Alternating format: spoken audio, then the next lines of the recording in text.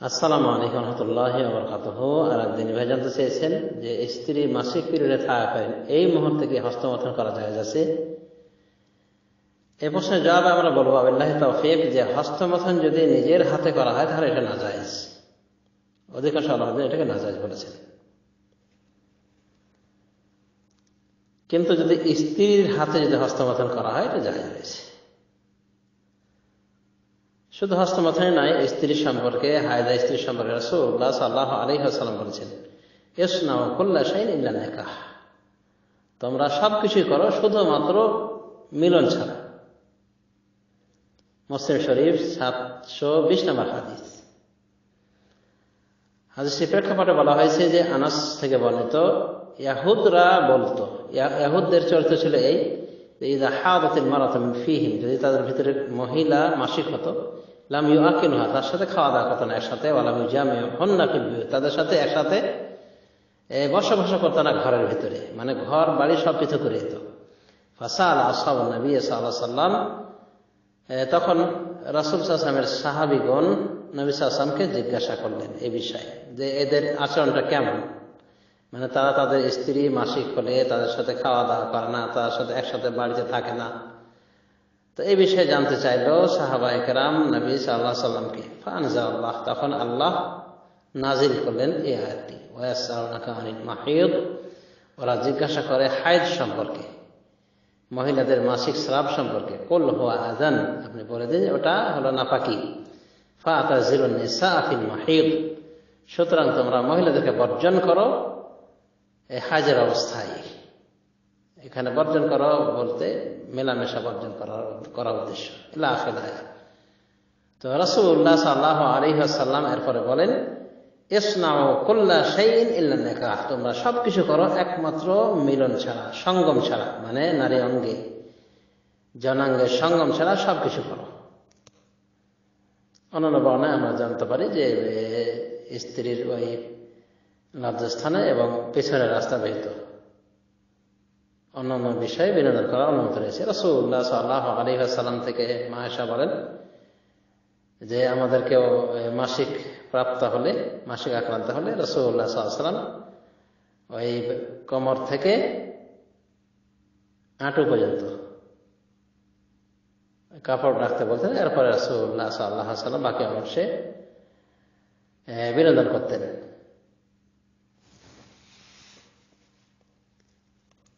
তো উলামায়ে দ্বীন বলেন যে এই অবস্থায় যদি কারোর উত্তেজনা অনেক বেশি হয়, বেড়ে যায়, তাহলে সে ইচ্ছা করলে স্ত্রীর যে কোনো অঙ্গে সে বীর্য ফেলতে পারে, যেমন তার হাতে অথবা পায়ে অথবা বক্ষে, স্তনে, গলায়,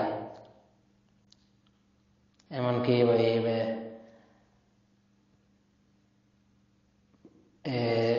লজ্জাস্থানের আশেপাশে, লজ্জাস্থানের লিঙ্গনা প্রবেশ করিয়ে এমনি বিনোদন করতে পারে আশেপাশে। তো এগুলো করতে গিয়ে যদি বীর্য বের হয়ে যেতে পারে, অসুবিধা নেই। শেখ ইবনে হোসেন বলছেন যে কোনো সমস্যা নাই, যদি বীর্য বের হয়ে যায় এই স্ত্রী অঙ্গে দুই রাস্তা বাদ দিয়ে অন্য জায়গায় মেলামেশা করার কারণে, বিনোদন করার কারণে কোনো অসুবিধা নেই। তবে বীর্য বের হলে গোসল করতে হবে। যদি স্বামীর বের হয় শুধু, তাহলে স্বামীকে গোসল করা লাগবে, তার উপর গোসল করা ফরজ। আর স্ত্রীর যদি বের হয়ে যায় এভাবে ভিন্ন জায়গায় বিনোদন করাতে, তাহলে তাকে গোসল করা লাগবে, তাকে গোসল করা লাগবে। তবে এটা তার উপর গোসল ফরজ নাই, কারণ সে তো নাপাকিতেই রয়েছে, মানে মাসিক আক্রান্ত রয়েছে। কিন্তু এই গোসলের মাধ্যমে ফায়দা হলো এই যে তার পবিত্রতা হালকা হলো, অপবিত্রতা হালকা হয়ে গেল। বেশ কিছু বিষয় রয়েছে মাসিক আক্রান্ত মহিলার জন্য বৈধ রাখা হয়েছে, কিন্তু জন্মের জন্য রাখা হয়নি। ফরজ গোসল যার হয়ে গিয়েছে, মানে স্ত্রী মিলনের মাধ্যমে বা বীর্য বের হওয়ার মাধ্যমে, তার জন্য রাখা হয়নি। যেমন কোরআন ধরে পড়ার বিষয়টি, কোরআন পড়ার বিষয়টি অনেক উলামায়ে দ্বীন বলেন যে কোরআন পড়বে না যেহেতু জন্মী, কিন্তু হায়েজ আক্রান্ত মহিলাদের ক্ষেত্রে কোরআন পড়া বৈধ বলা হয়েছে, তারা কোরআন পড়তে পারবে, অসুবিধা নেই, স্পর্শ ছাড়া। এমনকি স্পর্শ করে পড়ারও পক্ষে কেউ কেউ গিয়েছেন। তবে আমরা বলবো যে উত্তম হলো কোরআন ছুঁয়ে না পড়া, তবে মোবাইল ইত্যাদির সাহায্যে যদি কেউ কোরআন তেলাওয়াত করে মাসিক আক্রান্ত অবস্থা তো করতে পারে, অসুবিধা নেই। তো যা হোক, স্ত্রীও যদি তারও যদি বীর্য বের হয়ে যায় স্বামীর এভাবে ওই বিনোদন করার কারণে, তাহলে তাকে গোসল করতে হবে, তারও গোসল করে নেওয়াটা উচিত।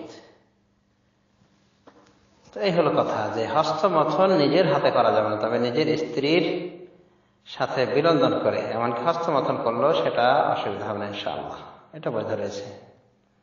কারণ রাসূলুল্লাহ সাল্লাল্লাহু আলাইহি ওয়াসাল্লাম বলেছেন ইসলাম কুল্লা শাইইন ইল্লা নিকাহ, সব কিছু করা তার সাথে একমাত্র মিলন বাদ দিয়ে, মানে ওই স্ত্রী অঙ্গে মিলন করো না। আশা করি আমরা বিষয়টি বুঝতে পেরেছি। আসলে দেখেন, শরীয়তের জ্ঞান না থাকার কারণে আমরা অনেক বিষয়কে অনেক বড় অপরাধ মনে করে থাকি। মানে মাসিক আক্রান্ত রয়েছে স্ত্রীর, যদি স্বামী প্রবাস থেকে আসে বা স্বামী ইত্রিত হয়ে যায়, অসুবিধা কি? স্বামীর জন্য অধিকার রয়েছে অন্যান্য সর্বাঙ্গে সে বিনোদন করতে পারে, শুধুমাত্র দুই অঙ্গ ব্যতীত। মাসিক আক্রান্ত লজ্জাস্থানে মিলন করবে না এবং পেছনের রাস্তা ব্যবহার করবে না, বাস। বাকি ক্ষেত্রে যদি রাসূল সাল্লাল্লাহু আলাইহি ওয়াসাল্লাম থেকে প্রমাণ পাওয়া যায় যে উনি বিনোদন করেছেন লজ্জাস্থানে ভরা কাপড় দিয়ে অন্যান্য অঙ্গের মাধ্যমে, তো অসুবিধার কথা। আমরা কি রাসূলুল্লাহ সাল্লাল্লাহু আলাইহি ওয়াসাল্লাম থেকে বেশি পরহেজগার? কিন্তু না বোঝার কারণে দেখা যায় যে অনেক সময় কুধারণা করা হয়, থাকতে পারে স্বামী স্ত্রী একসাথে, এবং ইত্যাদি হলে স্বামী স্ত্রীর অন্যান্য বিভিন্ন অঙ্গের মাধ্যমে সে বিনোদন করতে পারে, কোনো সমস্যা নেই ইসলামের দৃষ্টিতে। এবং যদি বীর্য বের হয় গোসলও করতে পারে, কিন্তু এই অবস্থায় গোসল করলে মানুষ কুধারণা করে বসে, বলে যে হ্যাঁ এই কাজ করেছে মনে হয়, মানে স্ত্রীর সাথে ওই মাসিক অবস্থায় মিলে গিয়েছে, সহবাস করে বসে, কুধারণা করে। কিন্তু আসলে ইসলামে অনেকটাই ফ্রি করেছে আমাদেরকে, আমরাই অনেকটা সংকুচিত করে ফেলেছি শরীয়তকে বুঝাবুঝি না বুঝাবুঝির কারণে। অবশ্য আমি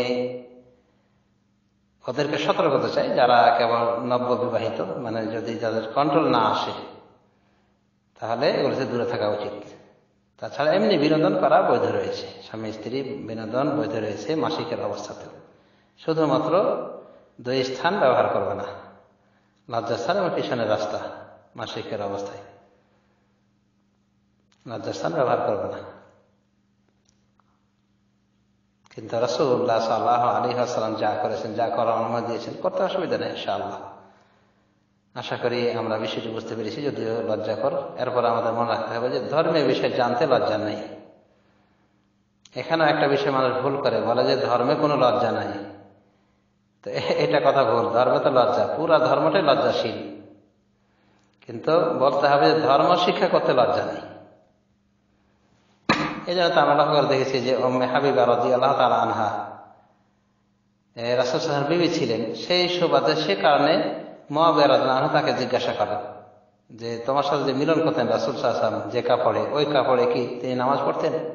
তো বলছেন যে হ্যাঁ, অসুবিধা নেই, নামাজ পড়তেন, একমাত্র কোনো নাপাকি দেখলে সেটা আলাদা কথা, কষ্টকর কিছু দেখলে পড়তেন না। তাহলে দেখা যাচ্ছে বোনকে ভাই জিজ্ঞাসা করে শরীয়তের বিষয়ে।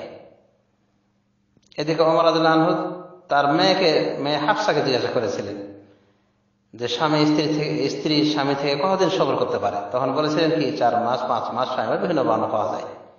তো এই কথাটা কাকে জিজ্ঞাসা করেছে? ওমর রাদিয়াল্লাহু আনহু তার নিজের মেয়েকে। কিছু কিছু বর্ণনা পাওয়া যায় যে আপনি আমাকে জিজ্ঞেস করছেন আপনি পিতা হয়ে, তখন বলেছিলেন যে এটা জরুরি দরকার বলে আমি বিয়ে করেছি। তো যা হোক, ধর্মীয় বিষয়ে পরিষ্কার করে বলে দেওয়া, বিশেষ করে যেসব বিষয়ে মানুষের ভিতরে বোঝাবুঝির ভুল রয়েছে, এসব বিষয়ে ধর্মীয় অবস্থানকে পরিষ্কার করে দেওয়া এবং ধর্মীয় যতটুকু সুযোগ রয়েছে সেটা স্পষ্ট করে দেওয়াটা, এটা বৈধ রয়েছে, বৈধ সীমানা রয়েছে। যে লজ্জা ধর্ম শিক্ষা করতে বাধা হয়, ধর্ম শিক্ষার পথে অন্তরা হয়, সে লজ্জা প্রকৃত অর্থে লজ্জা নয়, এটাকে বলা হয়েছে কাপুরুষতা। তো যাই হোক, আল্লাহ রাব্বুল আলামিন আমাদের সবাইকে সর্ববিষয়ে সঠিক বুঝার তৌফিক দান করুন। আমিন। ওয়া সাল্লাল্লাহু আলা নবিয়িনা মুহাম্মদ ওয়া আলা আলিহি ওয়া সাহবিহি আজমাইন।